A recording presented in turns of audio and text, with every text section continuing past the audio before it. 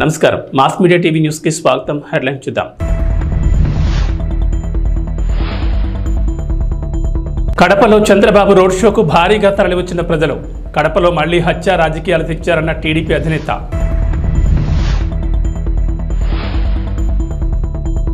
వైసీపీని అధపాతాళానికి తొక్కేయాలి పవన్ కళ్యాణ్.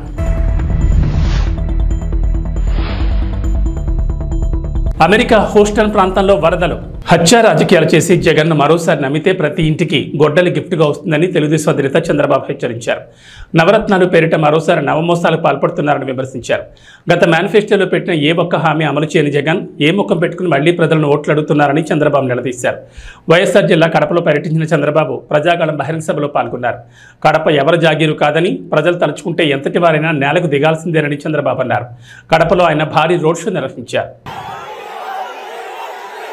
ఏం తమ్ముళ్ళు హుషారుగా ఉన్నారా? నేను చాలా సార్లు కడపకు వచ్చాను కానీ ఈరోజు కడప రాజకీయం మారుతా ఉంది. గడప గడప గడపలో మార్పు కనపడిస్తా ఉంది. అవునా కాదా తమ్ముళ్ళు అని మిమ్మల్ని అడుగుతున్నా. కడప అసెంబ్లీ అభ్యర్థిగా మాధవిరెడ్డి, పార్లమెంట్ అభ్యర్థిగా భూపేష్ రెడ్డి గెలిపించమని కోరడానికి వచ్చాను. ఇటీవల మీరందరూ పేరు పెట్టారు. కడప రెడ్డమ్మని గెలిపించమని కోరుతున్నా మిమ్మల్ని అందరినీ. ఏదైతే ఈ కడపలో రౌడీజం ఉందో ఆ రౌడీజాన్ని అణిచివేయడానికి మాధవిరెడ్డి గారు అలయాస్ రెడ్డమ్మ గారే సూటబుల్ అని చెప్పి మీకు తెలియజేస్తున్నా. తమ్ముళ్ళు ఈరోజు నేను కడప రాయలసీమ నడి బొడ్డు అవునా కాదా అని అడుగుతున్నా మిమ్మల్ని. ఏం తమ్ముళ్ళు అవునా కాదా అని మిమ్మల్ని అడుగుతున్నా. ఎప్పుడైనా ఒక నాయకుడికి మీరు ఓటేస్తే నమ్మి ఓటేసిన తర్వాత మీకు మంచి చేసి మీ జీవన ప్రమాణాలు పెంచాలి అవునా కాదా అని మిమ్మల్ని అడుగుతున్నా. ఒక ఆదర్శంగా ఉండాలి అవునా కాదా అని అడుగుతున్నా. పోటీ చేసే నాయకులు కూడా ప్రజాభిమానం, ప్రజల శ్రేయస్సు కోసం అదే సమయంలో మీకు శాంతి భద్రతలు కాపాడే వ్యక్తి ఉండాలి అవునా కాదా అని అడుగుతున్నా. మొన్ననే సైకో జగన్ వచ్చాడు. నేను ముద్దుగా పిలిచే పేరు సైకో. ఎందుకంటున్నానంటే ఒక అహంకారి వ్యక్తి. నేను రాజశేఖర్ని చూసా, 45 ఏళ్లు రాజకీయాలు చేశా.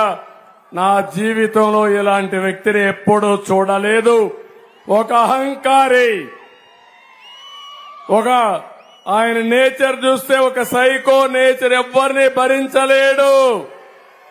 కడాన ఆయన వాళ్ళ తండ్రి కూడా భరించలేక ముఖ్యమంత్రిగా ఉంటే బెంగళూరు పంపించాడు. జ్ఞాపకం ఉందా తమ్ముళ్ళు అని మిమ్మల్ని అడుగుతున్నా. కన్న తల్లిని తిండి పెట్టిన వాడు నీకు నాకు ఒక లెక్క తమ్ముళ్ళు అని అడుగుతున్నా. కన్న చెల్లికి ఆస్తిలో హక్కు ఇవ్వనవాడు నీకు నాకేమైనా చేస్తాడా తమ్ముళ్ళు అని అడుగుతున్నా. గౌరవం తెలియని వ్యక్తి, సంస్కారం నేర్చుకోని వ్యక్తి, ఇంకో పక్క విధ్వంసకారుడు. చాలా ప్రమాదం ఇది. ఒక ఇంట్లో ఉంటే మనకి ఇబ్బంది లేదు, ఒక ఊర్లో ఉంటే ఆ ఊరు నాశనం అవుతుంది. ఒక రాష్ట్రానికి ముఖ్యమంత్రి అయితే ఆ రాష్ట్రం అతలాకుతలం అయిపోతుంది. అదే ఈరోజు జరుగుతా ఉంది అవునా కాదా అని మిమ్మల్ని అడుగుతున్నా.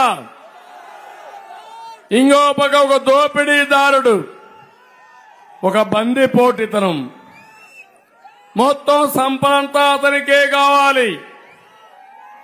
మీరు చూడండి, ఇంతవరకు నా జీవితంలో ఎప్పుడూ చూడలేదు ఇంత బరిదెగించిన వ్యక్తిని. శాండ్ ఏం తమ్ముళ్ళు మొత్తం దోచేశాడా లేదా అని అడుగుతున్నా. ఇప్పుడు మీ బాధ్యత ఒక్క మాదిగ ఓటు కూడా జగన్ కు పడకూడదు.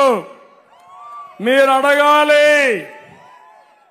తెలుగుదేశం ఎన్డీఏ వర్గీకరణ చేస్తా అన్నారు. నీ సమాధానం ఏంటని అడగండి.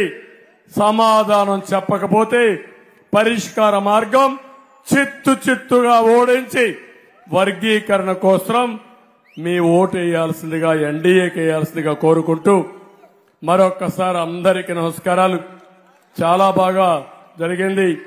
ఈ మీటింగ్ జయప్రదం చేసిన మిమ్మల్ని అందరినీ మనస్ఫూర్తిగా అభినందిస్తూ అందరికీ నమస్కారం చెప్తూ, ఇప్పుడే గోవర్ధన్ రెడ్డి గారు ఒక 5 లక్షల రూపాయలు పార్టీకి విరాళంగా ఇచ్చాడు. చాలా సంతోషం. వారిని మనస్ఫూర్తిగా అభినందిస్తున్నా. మీరు కూడా ఓటు, దానికి కావాల్సిన ఆర్థిక సహాయం కూడా చేయాలి. ఇప్పుడు మా భూపేష్ రెడ్డి ఉన్నాడు, ఆయన దగ్గర ఏం డబ్బులు లేవు. ఆయన బండి నడపాలంటే మీరు కూడా ముందుకు రావాలి. మీరు కష్టాల్లో ఉన్నారు, మీ ఆదాయం లేదు, వ్యాపారాలు పోయినాయి, చిన్న చిన్న వ్యాపారాలు పోయినాయి, రైతులు దెబ్బతిన్నారు, ఉద్యోగస్తుల జీతాలు రావడం లేదు, అన్ని ఇబ్బందులున్నాయి. మళ్లీ అన్ని కూడా మనం సెట్ చేద్దాం. మీకు మనో నిబ్బరం కావాలి, మనో సంకల్పం ఉండాలి.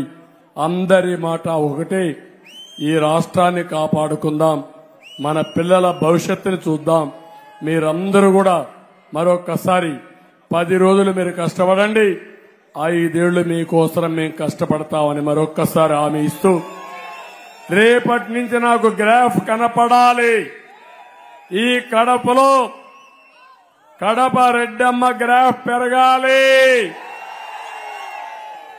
ఎంపీగా భూపేష్ రెడ్డి గ్రాఫ్ పెరగాలి. అది పెరగకపోతే ఇంకా మీలో ఏదో ఒక బలహీనత ఉన్నట్టు అవుతుంది.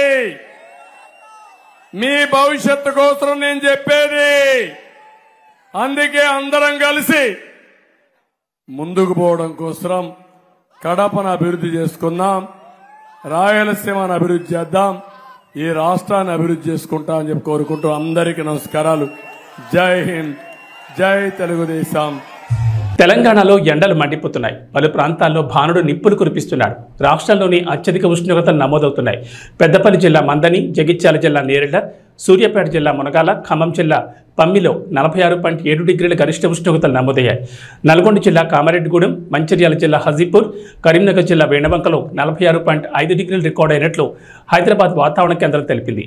మహబూబాబాద్, నారాయణపేట్, జయశంకర్, వరంగల్, ములుగు, జనగామ, వనపర్తి, గద్వాల్, నాగర్ కర్నూల్, హనుమకొండ, కొత్తగూడెం, నిర్మల్, మహబూబ్ నగర్, మేడ్చల్, మల్కాజ్గిరి, నిజామాబాద్ జిల్లాలో 46 డిగ్రీల గరిష్ట ఉష్ణోగ్రత రికార్డైంది. కొమరంభీం, సిద్దిపేట, భువనగిరి, వికారాబాద్, కామారెడ్డి, రాజన్న సిరిసిల్ల, రంగారెడ్డి, ఆదిలాబాద్, మెదక్, సంగారెడ్డి జిల్లాలో 45, హైదరాబాద్లో 44 డిగ్రీల గరిష్ట ఉష్ణోగ్రత నమోదైంది. రోజురోజుకి పెరుగుతున్న ఉష్ణోగ్రతలతో ప్రజలు ఉక్కిరిబిక్కిరవుతున్నారు. మధ్యాహ్న సమయంలో ఇళ్ల నుంచి బయటకు రావాలంటే జంకిపోతున్నారు. కూటమి ప్రభుత్వం ఏర్పడ్డాక ఉద్యోగులకు మెరుగైన పీఆర్సీ అందించి సకాలంలో జీతాలు, పెన్షన్లు, ఇతర అన్ని ఆర్థిక ప్రయోజనాలు చెల్లిస్తామని టీడీపీ అధినేత చంద్రబాబు హామీ ఇచ్చారు. ఈ మేరకు ఉద్యోగులు, పింఛనర్లు, టీచర్లకు బహిరంగ లేఖ రాసిన ఆయన ఉద్యోగులకు ఏ ప్రభుత్వం ఏం చేసిందో వివరిస్తూ నాడు నేడు అంశాలను ప్రస్తావించారు. వచ్చే ఎన్నికల్లో ఆలోచించి నిర్ణయం తీసుకోవాలని కోరారు. ఎవరికి ఉద్యోగుల సంక్షేమ ప్రభుత్వం, ఎవరిది ఉద్యోగుల అణచివేత ప్రభుత్వం గుర్తించాలన్నారు. గత 5 ఏళ్లుగా ఉద్యోగులు ఎదుర్కొంటున్న అనేక సమస్యలు, ఇబ్బందులను కళ్లారా చూశానని చెప్పారు. నెలల తరబడి జీతాలు రాక, ఆర్థిక ఇబ్బందుల వల్ల ఆత్మహత్యలు చేసుకున్న ఉద్యోగ కుటుంబాల దీనకథలు చూసి చలించిపోయినట్లు తెలిపారు. హక్కుల కోసం ఉద్యమించిన ఉద్యోగులపై కక్ష సాధింపు చర్యలు చేపట్టారని పేర్కొన్నారు. ఉద్యోగుల చరిత్రలో ఎన్నడూ లేని విధంగా రివర్స్ పీఆర్సీ తెచ్చారని ఆక్షేపించారు. అదనపు క్వాంటం పింఛన్ తగ్గించి వృద్ధులను ఇబ్బంది పెట్టారన్నారు. వారం రోజుల్లో సిపిఎస్ రద్దు చేస్తామని మోసగించారని తెలిపారు.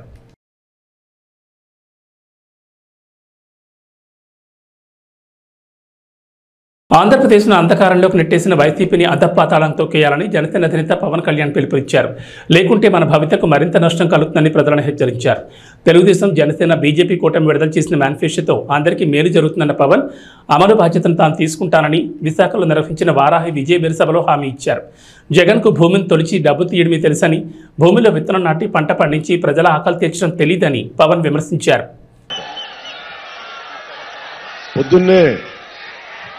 ఇందాక సాయంత్రం పాలకొండ నియోజకవర్గానికి వెళ్లి నిమ్మక జయకృష్ణ గారని, కొత్తపల్లి గీత గారని వారికి చేసి వచ్చా, ప్రచారం చేసి వచ్చా.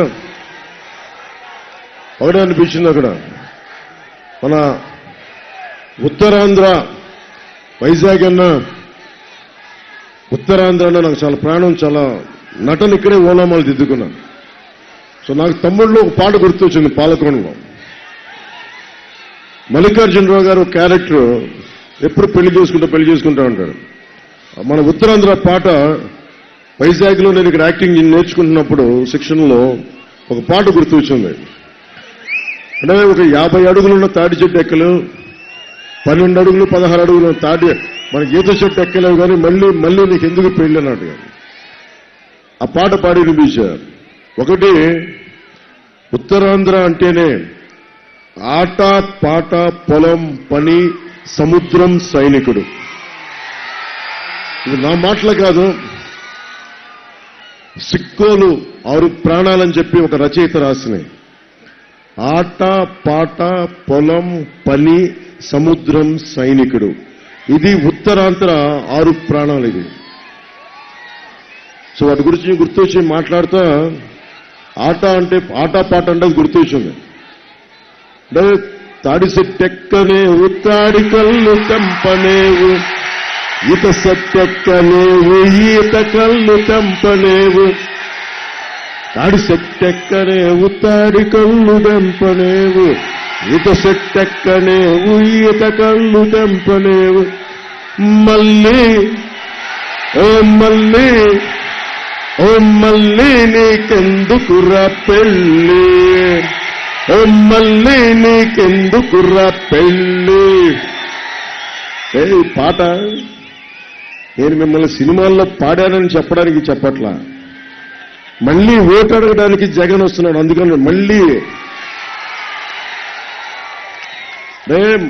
ఆయనేమో నువ్వు తాడి చెట్టు ఎక్కలేవు, ఈత చెట్టు ఎక్కలేవు అన్నావు. నువ్వు సిపిఎస్ రద్దు చేయలా,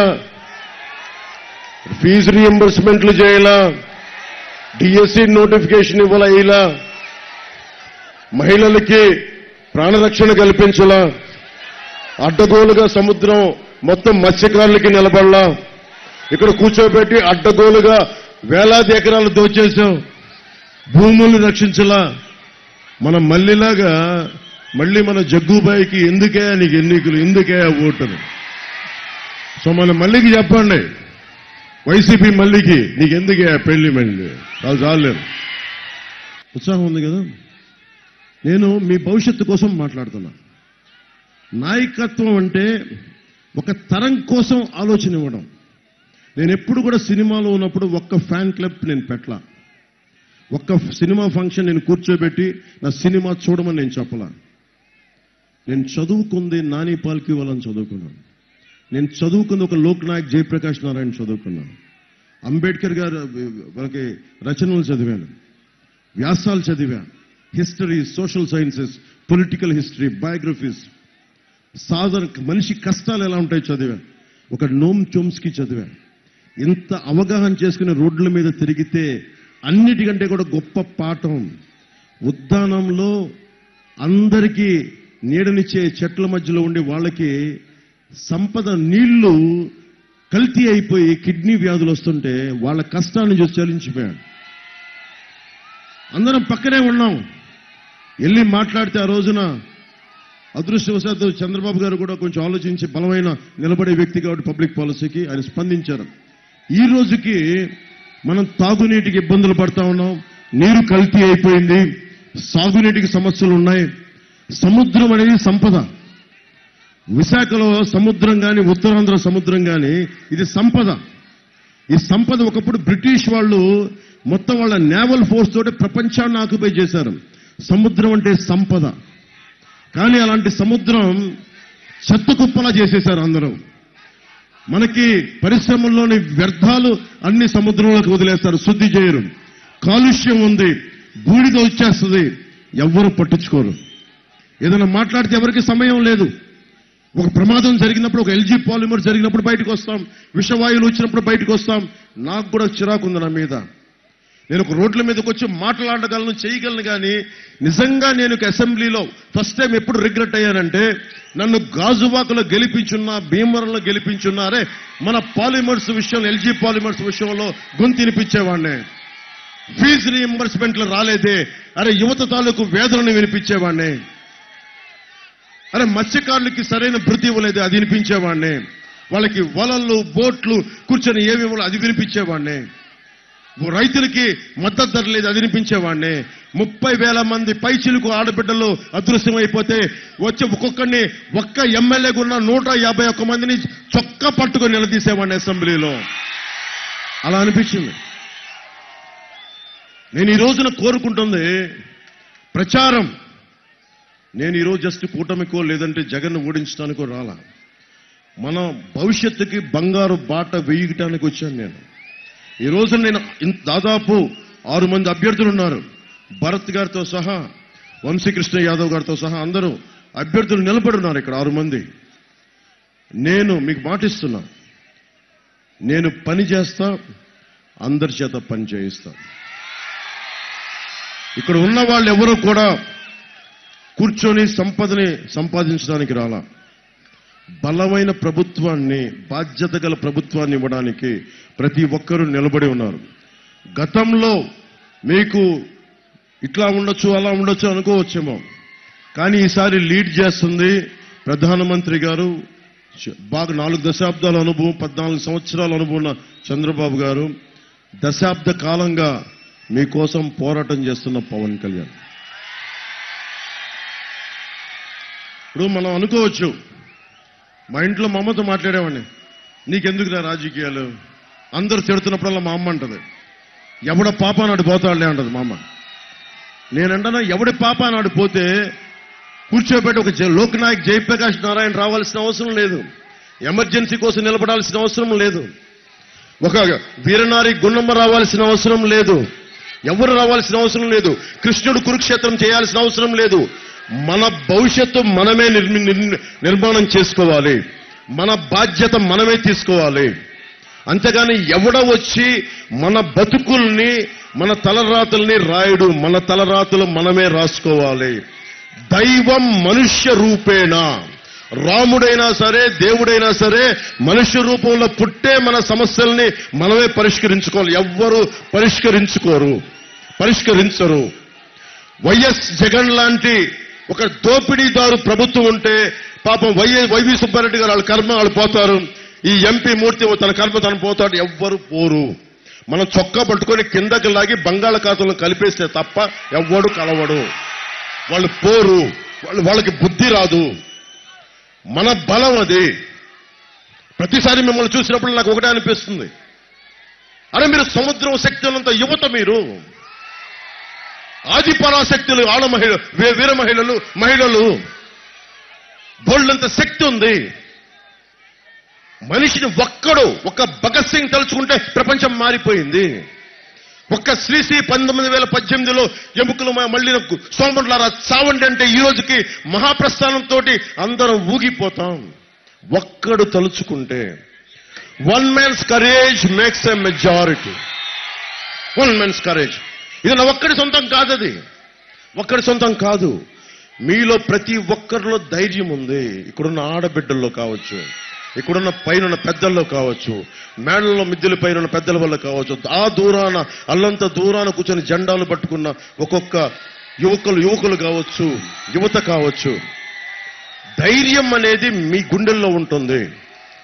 నేను అందుకనే ఎందుకు పెట్టానంటే, చంద్రబాబు గారు జైల్లో ఉన్నప్పుడు అందరూ చెప్పారు, సార్ వాళ్ళు జైల్లో ఉన్నారు, తెలుగుదేశాన్ని మనం నొక్కేసి మనం ఎదిగిపోదామంటే నేను ఒకటే చెప్పా, ఓకే సరే నేను మీరు అనుకున్నట్టుగానే చేద్దాం. ఒకవేళ ఓడిపోతే, ఒకవేళ జగన్ మళ్ళీ వస్తే మళ్ళీ ఒక్కొక్క మారు జగన్ ఎఫోర్డ్ చేయగలరా అని అడిగా. ఎవరి దగ్గర సమాధానం లేదు. ఇంకొక మారు జగన్ మీరు కావాలని కోరుకుంటున్నారా మీరు? నేను అదే చెప్పా. నేను 5 కోట్ల మంది ప్రజల కోసం ఆలోచించేవాడిని. ఒక జనసేన పార్టీ కోసం నేను కాదు. ఒక పార్టీ తాలూకు ముఖ్యోద్దేశం 5 కోట్ల మంది ప్రజలని గుండెల్లోకి తెచ్చుకొని పరిరక్షించుకోవటం. అరే ఇది నా జనం, ఇది సొంతం చేసుకో. సొంతం చేసుకోకపోతే ఎవరు నేను సొంతం చేసుకుంటారు? మిగతా వాళ్ళు అలా ఆలోచిస్తారో లేదో నాకు తెలియదు. నేనైతే మీ భవిష్యత్తును దృష్టిలో పెట్టుకొని నన్ను నేను తగ్గించుకొని నేను మిమ్మల్ని పెంచాను. ఎక్కడ నెగ్గాలో కాదు, ఎక్కడ తగ్గాలో. అందరూ చంద్రబాబు గారికి అర్థమైంది, బీజేపీ నాయకత్వానికి అర్థమైంది. నేను ఒకటే చెప్పాను ప్రధానమంత్రి గారి దగ్గరికి, అందరి నాయకులందరి దగ్గరికి 2 చేతులు జోడించి అడిగా, నలిగిపోతుంది రాష్ట్రం. మేము చెన్నైలో ఉన్నప్పుడేమో కూర్చోబెట్టి మీరు మద్రాసు వాళ్ళు కాదు వెళ్ళిపోండి అని చెప్పి తరిమేశారు. అలాదని చెప్పి మన తెలుగు వాళ్ళు రాష్ట్రం అనుకుంటే కూర్చోబెట్టి నువ్వు తెలంగాణ వాడి కాదు ఆంధ్రోడు అని పంపించేశారు. ఇక్కడికి వస్తే మళ్ళీ కూర్చొని నువ్వు లోకల్ నాన్ లోకల్ కాదంటే ఎక్కడికి పారిపోతావు? ఈ నేలని వదిలి, ఈ బంగాళాఖాతం కూర్చొని ఈ భూమిని వదిలి వెళ్ళిపోద్దా? సముద్ర తీరాన్ని ప్రాంతం వదిలి వెళ్ళిపోద్దా? నాగావళి వంశధార ఈ నదిని, ఈ నేలను దాటి వెళ్ళిపోతాయా? నాకు ఒకటే చెప్పాను, మనం చెయ్యాల్సింది ఏంటి? ఒక చెట్టు నీడనిస్తుంది, పండ్లు ఇస్తుంది. ఒక నది దాహాన్ని తీర్చి పాడి పంటలకి మనకి అన్నం ఆకలి తీర్చే పంటనిస్తుంది మనకి. నిజంగా ప్రజాక్షేమం ఆలోచించేవాడు ఎవడైనా సరే, అరే ఏమైపోతారు మనం అందరం కలెక్టివ్గా ఉండకపోతే? ఒక కులానికి కాదు, ఒక మతానికి కాదు, ఒక ప్రాంతానికి కాదు, అందరం కలిసికట్టుగా ఉండకపోతే అందరం నాశనం అయిపోతాం. ఎన్నికల నేపథ్యంలో ఢిల్లీ ముఖ్యమంత్రి అరవింద్ కేజ్రీవాల్ దాఖలు చేసిన మధ్యంతర బెయిల్ పిటిషన్పై వాదనలు వింటామని సుప్రీంకోర్టు పేర్కొంది. ఈ అంశాన్ని మే 7న విచారిస్తామని ఎన్ఫోర్స్మెంట్ డైరెక్టరేట్ ఈడీ తెలిపింది. విచారణకు సిద్ధమై రావాలని ఈడీ తరపు న్యాయవాదికి సూచించింది. ఈడీ అరెస్టుకు వ్యతిరేకంగా కేజ్రీవాల్ దాఖలు చేసిన పిటిషన్ విచారణకు సమయం పడుతుందన్న ధర్మాసనం ఆ కారణంగానే మధ్యంతర బెయిల్ పిటిషన్ను పరిశీలిస్తున్నట్లు వెల్లడించింది. కేవలం పిటిషన్ మాత్రమే విచారిస్తామని, మధ్యంతర బెయిల్ ఇవ్వచ్చు ఇవ్వకపోవచ్చు అని స్పష్టం చేసింది. మనీ లాండరింగ్ కేసులో మార్చి 21న అరెస్ట్ అయిన కేజ్రీవాల్ బెయిల్ కోసం సుప్రీంకోర్టును ఆశ్రయించారు. లోక్సభ ఎన్నికల నేపథ్యంలో మధ్యంతర బెయిల్ మంజూరు చేయాలని విజ్ఞప్తి చేశారు. దీనిపై స్పందన తెలియజేయాలని ఏప్రిల్ 15న ఈడీకి ధర్మాసనం నోటీసులు జారీ చేసింది. అమెరికా హూస్టన్ ప్రాంతాన్ని వరదలు ముంచెత్తాయి. కుండపోత వర్షాలతో శాన్ జెసింటో నది ఉధృతంగా ప్రవహించడం వల్ల పరిసర ప్రాంతాలన్నీ నీట మునిగినట్లు అధికారులు తెలిపారు. వరద ప్రభావ ప్రాంతాల్లోని ప్రజలను అధికారులు సురక్షిత ప్రాంతాలకు తరలించారు. ఉత్తర హారిస్ కౌంటీ నదీ పరిసరాల్లో ఉన్న వారిని అధికారులు ముందు జాగ్రత్తగా ఖాళీ చేస్తున్నారు. రహదారులు నీటితో నిండడంతో ట్రాఫిక్ కు తీవ్ర అంతరాయం ఏర్పడిందని, పలు వాహనాలు వరదలో చిక్కుకున్నాయని స్థానికులు తెలిపారు. అత్యవసర పరిస్థితులు ఉంటే తప్ప ఇళ్లలో నుంచి బయటకు రావద్దంటూ హెచ్చరికలు జారీ చేశారు. ఫలితంగా అనేక ప్రాంతాలు జలమయమయ్యాయి. రోడ్లపై వరద నీరు నిలిచిపోయింది. మోకాళ్ళ లోతు పైగా వర్షపు నీరు నిలిచిపోయింది. సబ్వేలన్నీ వరద నీటితో నిండిపోయాయి. చెరువులను తలపించాయి. ఇజ్రాయెల్ హమాస్ యుద్ధానికి వ్యతిరేకంగా కళాశాల క్యాంపస్లో జరిగిన నిరసనలకు సంబంధించి ఇప్పటివరకు కనీసం 2000 మందిని అరెస్ట్ చేశారు. అసోసియేటెడ్ ప్రెస్ ప్రకారం ఏప్రిల్ 17న కొలంబియా యూనివర్సిటీలో టెంట్ క్యాంప్మెంట్ ప్రారంభమైనప్పటి నుంచి 35 క్యాంపస్లలో అరెస్టులు జరిగాయి. ఇంతలో కొలంబియా యూనివర్సిటీ భవనం నుండి నిరసనకారులను తొలగించే పనిలో పాల్గొన్న ఒక పోలీస్ అధికారి హాల్ లోపల తన తుపాకీతో కాల్పులు జరిపాడు. అయితే ఎవరికీ గాయాలు కాలేదు. ప్రదర్శనకారులు ఏప్రిల్ 30న హామిల్టన్ హాల్ను స్వాధీనం చేసుకున్నారు. అక్కడ ఉన్న టెంట్ క్యాంప్మెంట్ నుండి క్యాంపస్లో తమ ఉనికిని పెంచుకున్నారు.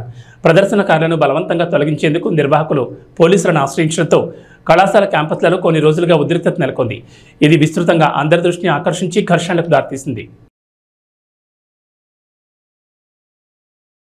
సికింద్రాబాద్ లోక్సభ నియోజకవర్గంలో మరోసారి బీజేపీ జెండా ఎగరేయాలని బీజేపీ ఎంపీ అభ్యర్థి కిషన్ రెడ్డి పిలుపునిచ్చారు. ఈ సందర్భంగా మాట్లాడుతూ ఈ నెల 5న ఉదయం 8 గంటల నుంచి రాత్రి 8 గంటల వరకు బీజేపీ బూత్ అధ్యక్షులు, బూత్ కోఆర్డినేటర్లు ప్రతి ఇంటికి వెళ్లి ఓట్లు అభ్యర్థించాలని సూచించారు. మోడీ ప్రభుత్వం తీసుకొచ్చిన సంక్షేమ పథకాలను వివరించాలన్నారు. 10న ప్రధాని మోడీ హైదరాబాద్ రానున్నారని, ఆ పర్యటనను సక్సెస్ చేయాలని పిలుపునిచ్చారు. ఎన్నికల ప్రచారంలో భాగంగా కిషన్ రెడ్డి శుక్రవారం రాత్రి సికింద్రాబాద్లో రోడ్ షో నిర్వహించారు. మాజీ గవర్నర్ తమిళిసై, సినీ నటుడు సాయి కుమార్ పాల్గొన్నారు. ఈ సందర్భంగా తమిళిసై మాట్లాడుతూ కిషన్ రెడ్డిని మరోసారి గెలిపించి పార్లమెంటుకు పంపాలన్నారు. దేశం భద్రంగా ఉండాలంటే మరోసారి మోడీని ప్రధాని చేయాలని కోరారు. కాంగ్రెస్ ఓటేస్తే ఎవరు ప్రధాని అవుతారో తెలియదని ఎద్దేవా చేశారు. నేను సికింద్రాబాద్ బిడ్డాను, నేను ఎప్పుడైనా మీ దగ్గరే ఉంటాను. ఇప్పుడు మనకు అతిథిగా వచ్చినటువంటి మన తమిళిసై సౌందరరాజన్ గారు మాట్లాడారు.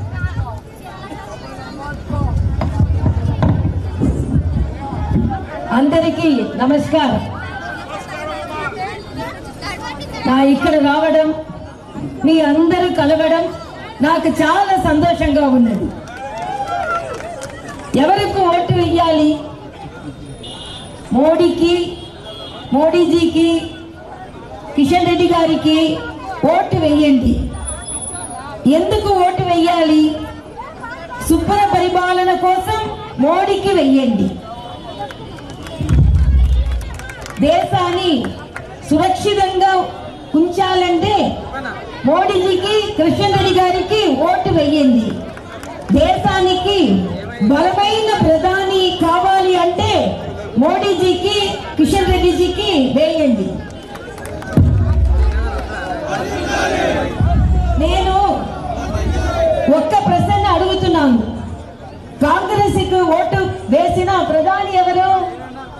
బీఆర్ఎస్ కు ఓటు వేసిన ప్రధాని ఎవరు? తెలియదు. బీజేపీకి ఓటు వేసిన ప్రధాని ఎవరు? బలమైన నాయకుడు మోడీజీ. బలమైన నాయకుడు మోడీజీ. సో యారికి వేసిన ఓటు? మోడీజీకి వేసిన ఓటు. ఇప్పుడు మీరు ఎవరికి ఓటు వేయాలనుకుంటున్నాను చెప్పండి. ఇప్పుడు మీరు ఎవరికి ఓటు వేయాలనుకున్నాను? మోడీజీకి, బీజేపీకి, కిషన్ రెడ్డి గారికి, తామర గుర్తుకు ఓటు వేయండి. ధన్యవాదాలు.